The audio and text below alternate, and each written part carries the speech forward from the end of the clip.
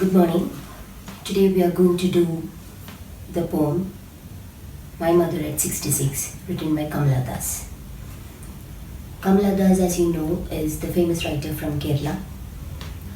She's famous as a poet as well as a novelist. And she's very famous for her bold and candid expressions in her writings.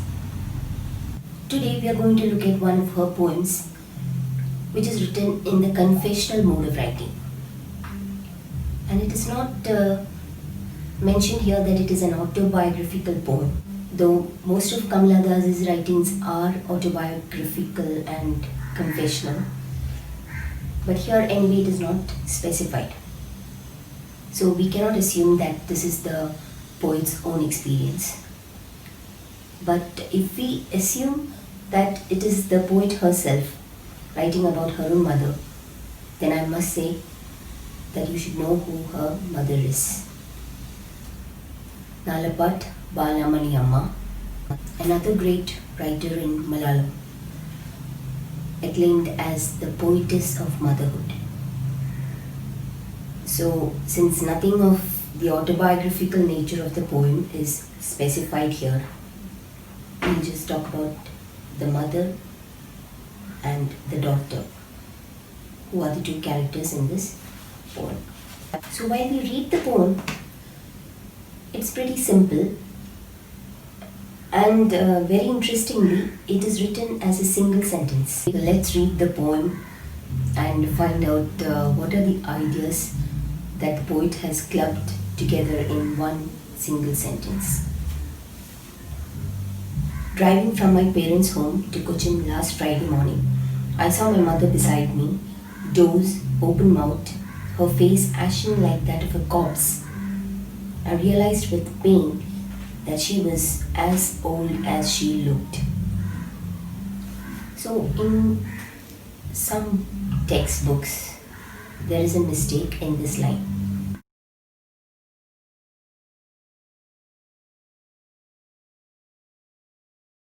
There is a printing error. So if your textbook has this error, then please correct it. It should be corrected as her face ashen like that of a corpse, and realized with pain that she was as old as she looked, but soon put that thought away. So I hope you have made the correction. So let's move on. And looked out at young trees sprinting, the merry children spilling out of their homes. But after the airport's security check, standing a few yards away, I looked again at her, wan, pale as a late winter's moon, and felt that old familiar ache, my childhood's fear. But all I said was, "See you soon, Amma." All I did was smile and smile and smile.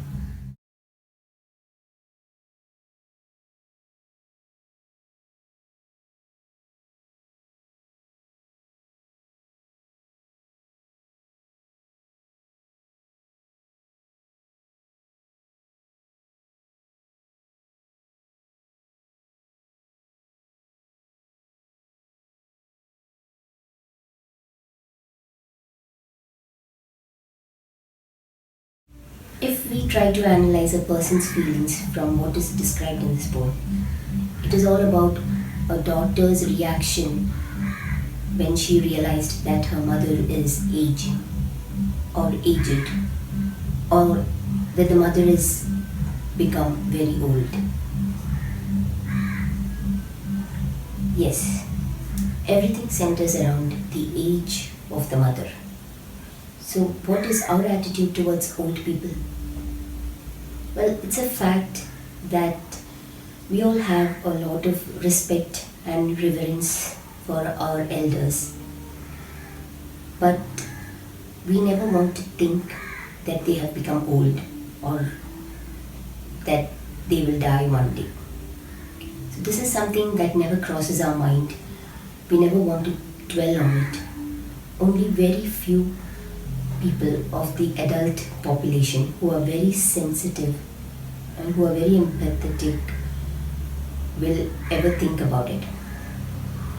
Because we always want to think that our elders are always stronger than us, or they are our pillar of strength, and we always want them to be around us to support us and advise us. That is the reason why we never want to think that they will go away or they will not be there one day. But this is actually a denial. We are actually denying the fact that death is inevitable. That is why we are trying to not think about old age. So, like I told you, this is a poem written in a single sentence. That does not mean that it is very simple. Well, there are some poetic devices which are placed very meticulously by the poet. So, we have to analyze the poem. We have to identify the poetic devices. Apart from that, it's going to be very simple. The only thing that the poet is trying to convey is that we should be very sensitive to our elders and the old people around us. And we should not deny the fact that death is inevitable. So let's try to understand the poem. Let's take a closer look. Driving from my parents' home to Cochin last Friday morning, I saw my mother beside me.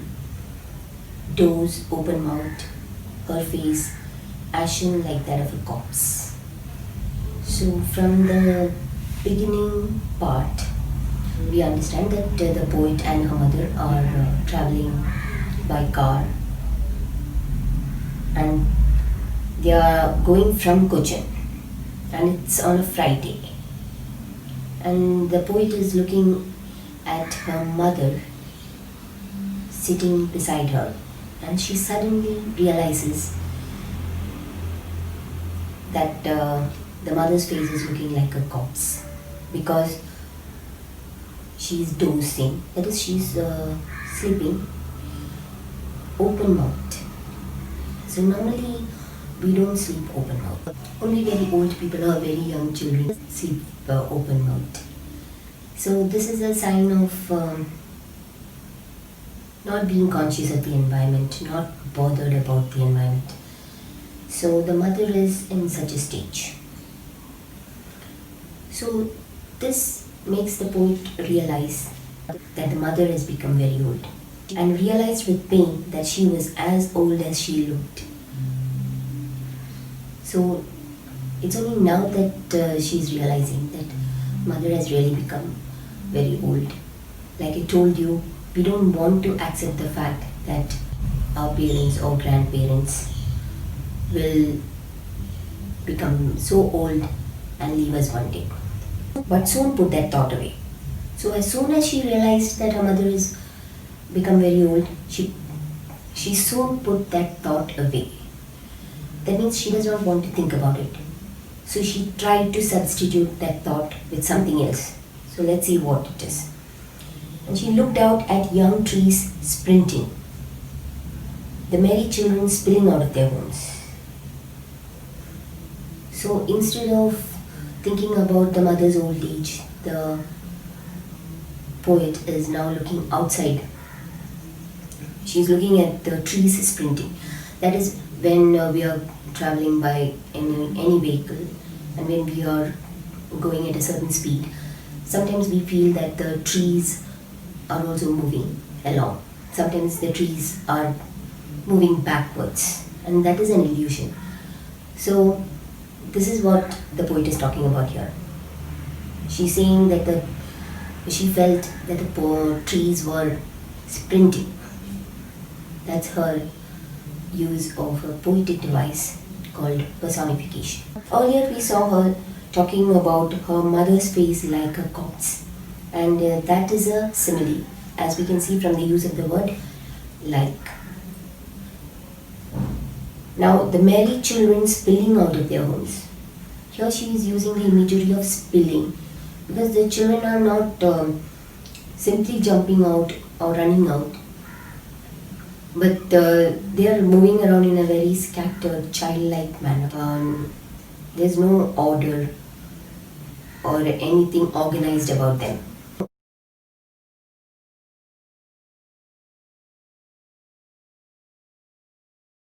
These are certain realities that the poet wants to look at. She's only looking at the children, and she's looking at the trees, which are all very energetic.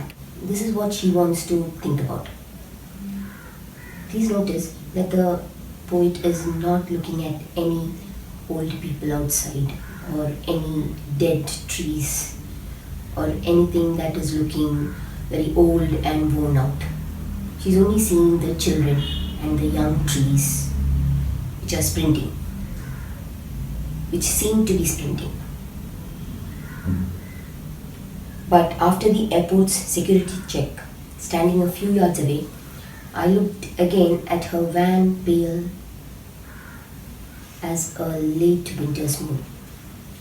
So now, after the security check in the airport, the poet is again looking at her mother's face, which she describes as wan, pale, which is looking very dull and pale as a late winter's moon.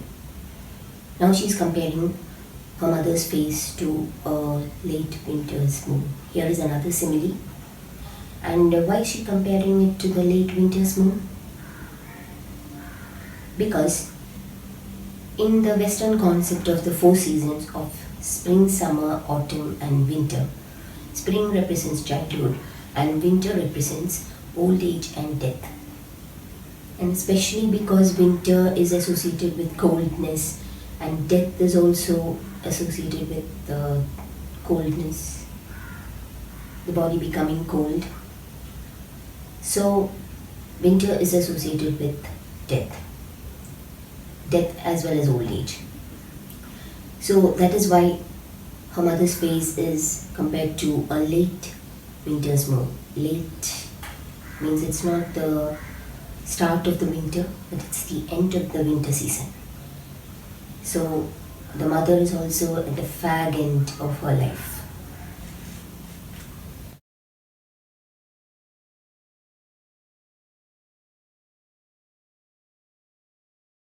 Now the poet is feeling that familiar ache, my childhood's fear. The familiar ache is when you are a child and when you are somehow at some time separated from your parents. Maybe when you are in a crowd and you are a little away from your parents, you feel a fear and you start searching for your parents or you start crying and you feel miserable. So this is the same feeling that the poet is feeling now, like a child who is separated from the mother. But all I said was, as see you soon, Amma. And all I did was smile and smile and smile. So here she's smiling even though she's feeling sad. So this is another aspect of human nature. We deny our reality, that is, we don't accept the reality.